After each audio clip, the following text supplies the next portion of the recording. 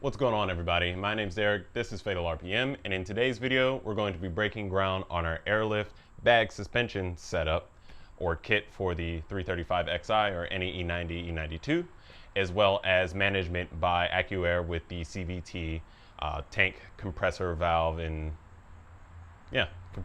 tank. So what we're actually going to be getting started here with is going to be the wiring. Now, I don't know if you've seen this, but in my other videos, I 3D printed this, which is just a housing for the eConnect, and I wanted to have it front and center for the trunk setup that I have envisioned. However, I can't really get started on that yet because, as I mentioned before, I have a 5-gallon tank now, and the 5-gallon tank is just a bit too big to fit in the place where I need to put it. So right now we're going to have to just mock this up, and at a later date I need to get a 3-gallon tank, swap the end plates and put the compressor into the 3-gallon tank, and then I can continue with what I had envisioned in my mind when I designed this. So like I said, we're going to get started on the wiring here. I have all the instructions and everything, wiring guides laid out, so it should be a relatively simple process. Pretty much what I want to do is just make sure that everything's working and functioning correctly, shy of the bags. And that's mainly because I do still need to drive this car over the next couple of days. And seeing as how my paperwork still isn't ready yet for the Z31, this is my only form of transportation. So we're going to have to wait on installing the bags just for now. I'm going to get all of the airlines and everything ran in another video, and then we'll install the bags on maybe that day, maybe another day. It depends on how late of a night I want to spend here in the garage. But without further ado, let's get right into it.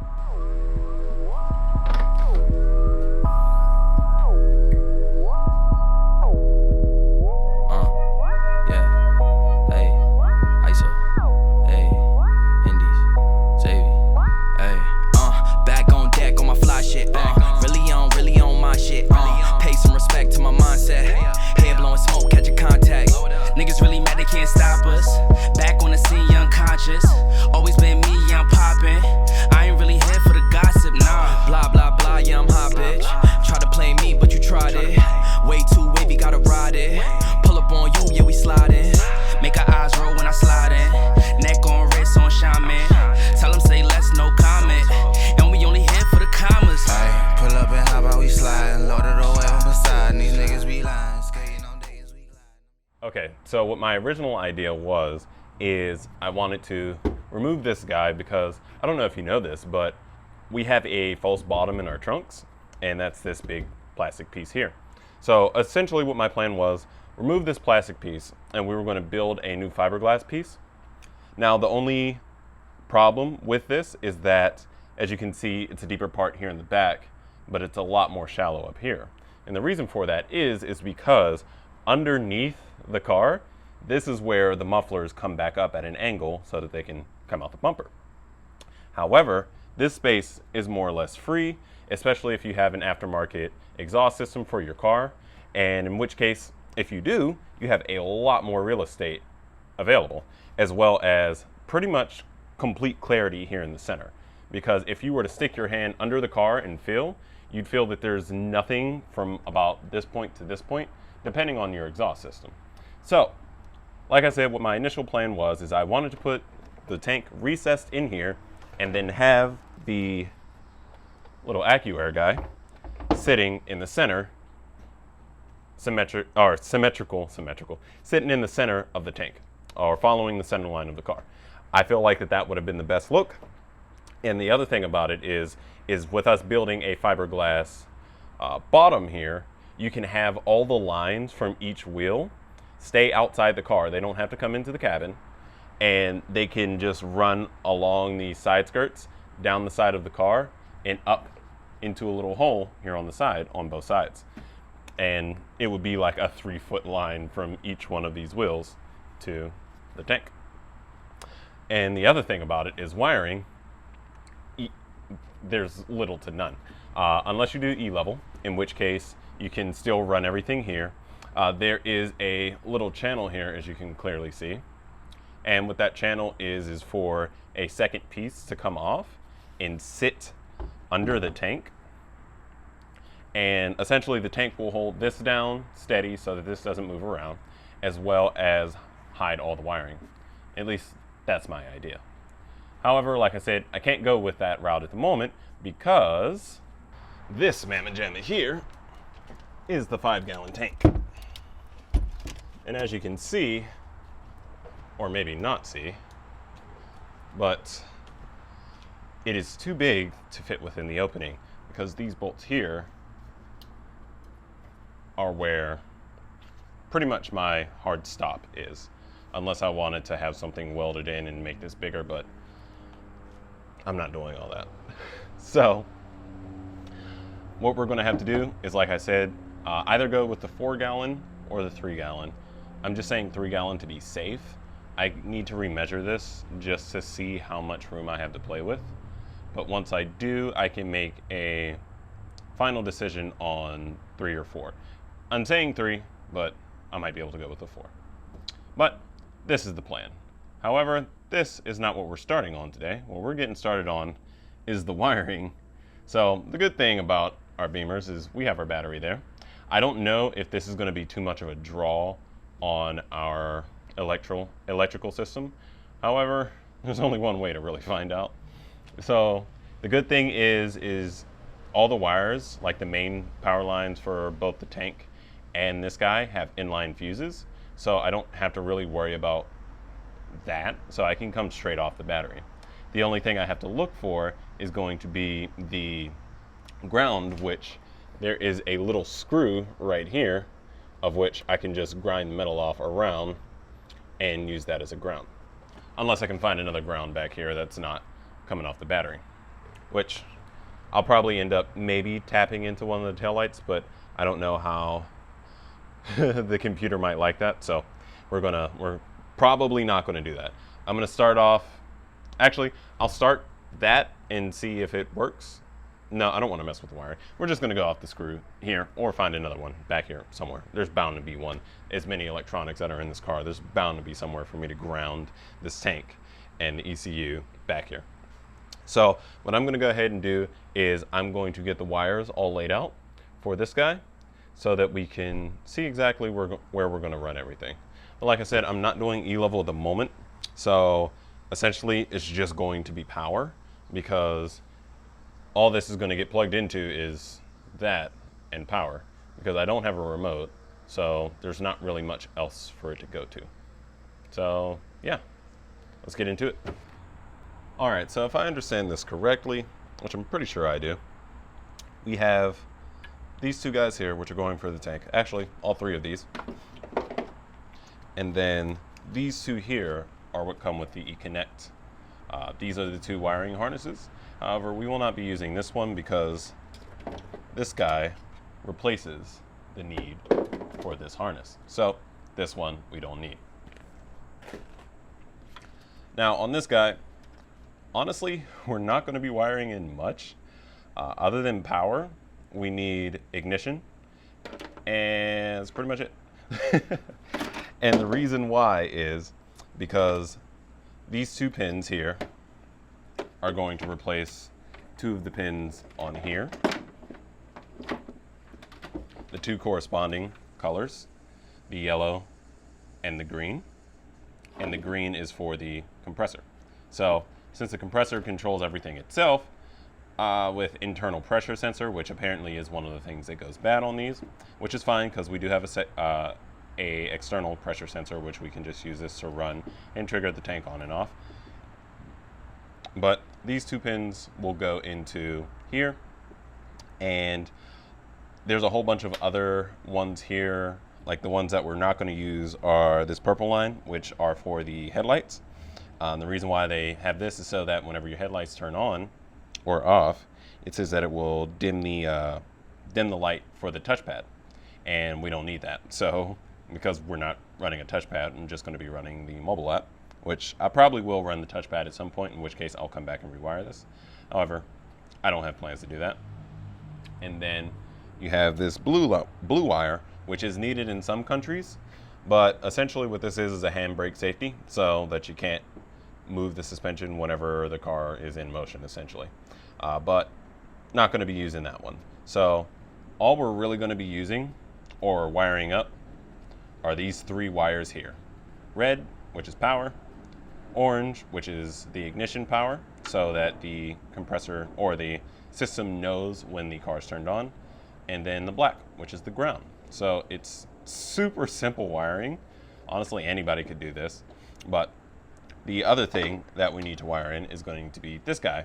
And there's only 1 wire on here that we really need to worry about. It looks like a lot more than it actually is, because this plugs into this guy here, and these are so hard to find. Essentially, they call it a C adapter, but essentially it's converting the analog signal from the tank over these wires back into a digital signal so that it can be controlled. And this is essentially the controller for the tank and the valves. But the C adapter here is going to plug into this guy, and when that does that, all you have coming out of here is this long orange wire, which is for ignition power. And honestly, just to salvage this, I don't want to chop anything up. I'm going to just wire this into the orange wire over here. That way I don't have to run 2 wires to ignition power. And actually, depending on which one's the longer one, I'll just do that, even though I probably don't really need that long of a wire. There's probably something back here that gets power for the ignition. But other than that, this is the last thing that we have to wire in. This is the power and ground for the tank. You can see there's the 2 guys there that we have to screw down. I see one place for the power that we can go off of. And then, like I said, for the ground, we'll go off of that screw there. I just have to find a corresponding nut to go off of as well. And then that just plugs into the tank. So honestly, all the wiring here is going to be super simple.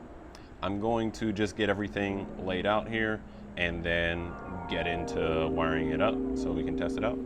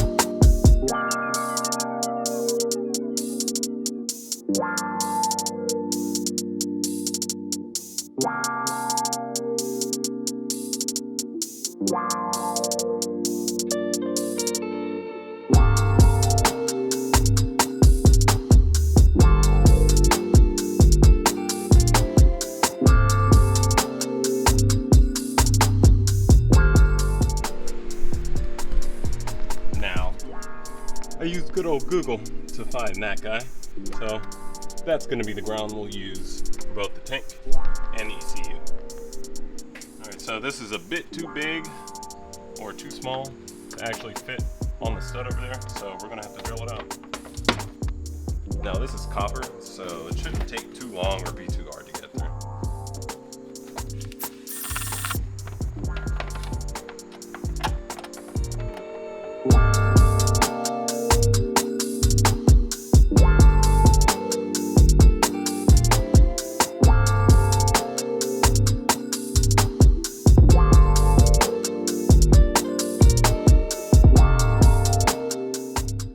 Okay, so I only did a little bit of this without the camera on, but essentially what I got done was I went off of this guy for the main power, and I just pulled this bar off to make my life a little easier. And as you can see working in here, this is a really tight spot, and I ran it under this ground here, which is probably not the best of ideas, but ignore that. ran it behind the battery, behind all these wires around there. Now, as for the power for the ECU, we have this guy here coming off pre-fuse. So it goes straight from the battery to the fuse, but it's going on the opposite side. So it's on this side, not this side. So pre-fuse, like it said, straight to the battery. So that's that power. And as you know, we got the ground up there. And what I ended up doing, because the ground that they give you is so hilariously small, like what am I expected to run this to? Like there's no way I'd be able to run it anywhere in this area. So I just used the yellow line from the, what's this for? For the compressor that we pulled out of these pins here. And I also completely depinned, I think I showed that though, completely depinned the other wires just to get them out of there. But we have that set up. The only thing is I'm looking for something that has ignition power here in the trunk. I'm not sure if this does or doesn't. So just to be safe, I wanted to do this all on the camera just in case it does have ignition power. Then we know what we're going to tap into as far as the power goes back here. But if it doesn't, then I'm going to have to run it up to the front. And also I narrowed down which one is longest.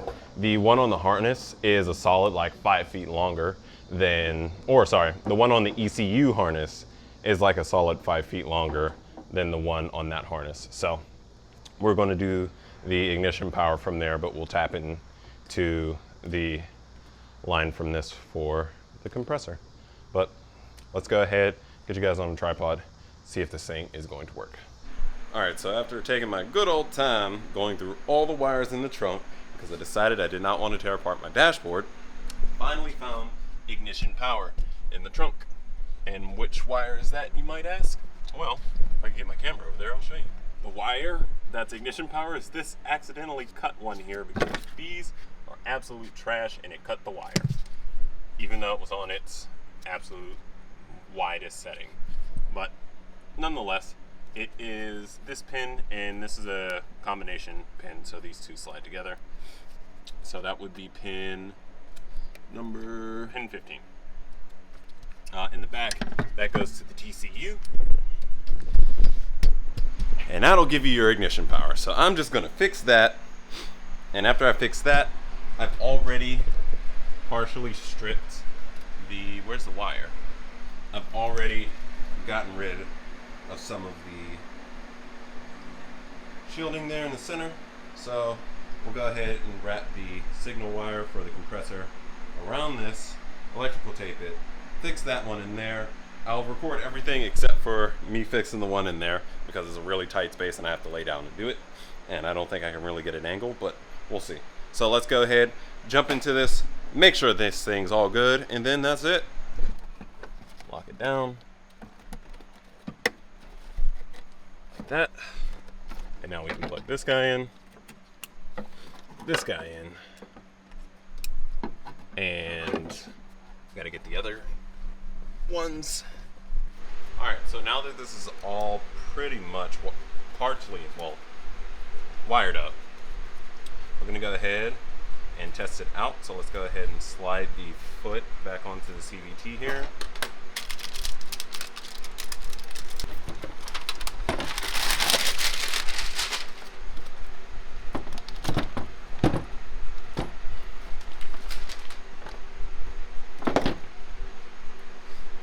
On that side, red's on this side, which is perfect. So go ahead and keep that over there.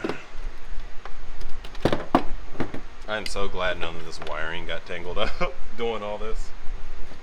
Alright, so this guy needs plugged into this guy. That. Cool. Secured. Let's go ahead. Plug this into here. Let's go to the other end. Now none of the holes are plugged on this thing, so it's going to be a lot louder than it should be, but regardless, should be good. All right. Let's go ahead and just give this thing some ignition. I'll set it up like that. These are both plugged in, right? Yep. Alright, everything else is plugged in. We should be good. Get some ignition power.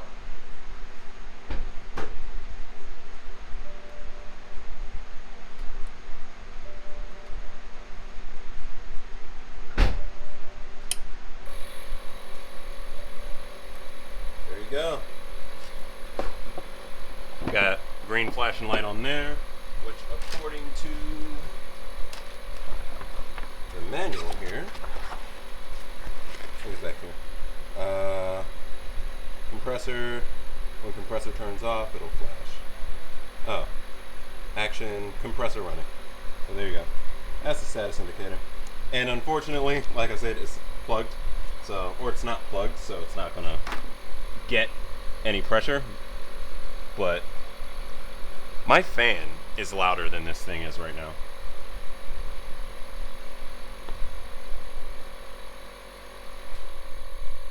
Honestly, I'm talking.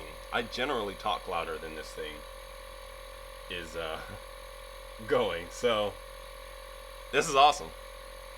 I think I might mount this on the back of the seats, just so that I can keep majority of my trunk space open. I just got to think of a way to hide the wires along the back and have that go in there. But yeah, let's go ahead, kill the power to the car. Alright, so everything looks good here. I guess later on we'll come back, fix this goddamn rat's nest of wiring. Get everything all set up. I need to finish 3D printing this stuff here. I'll actually probably end up live streaming this, so more than likely before this video even comes out, the stream will have passed of me finishing the enclosure for that. So hope you liked it. If I did it, I don't know, but otherwise we're going to go ahead and start the installation of this in the next video. I'm glad that the wiring and everything, and then I didn't waste my money actually buying this, because I'm not gonna lie, that was in my head. But like I said, very happy to see that everything here is working. So if you like the video, go ahead and hit the like button down below. If you're looking forward to me finishing this install here in the next couple videos, don't forget to hit the subscribe button down below, as along with, oh, that's a thumbs up. Don't forget to hit the subscribe button down below, as well as the little bell icon right next to it, so you get notified whenever I drop a new video. But other than that, my name's been Derek, or I've been Derek. But other than that, I've been Derek. My name's Fatal RPM. You know what? I'm tired. Peace out. I'll see you in the next one.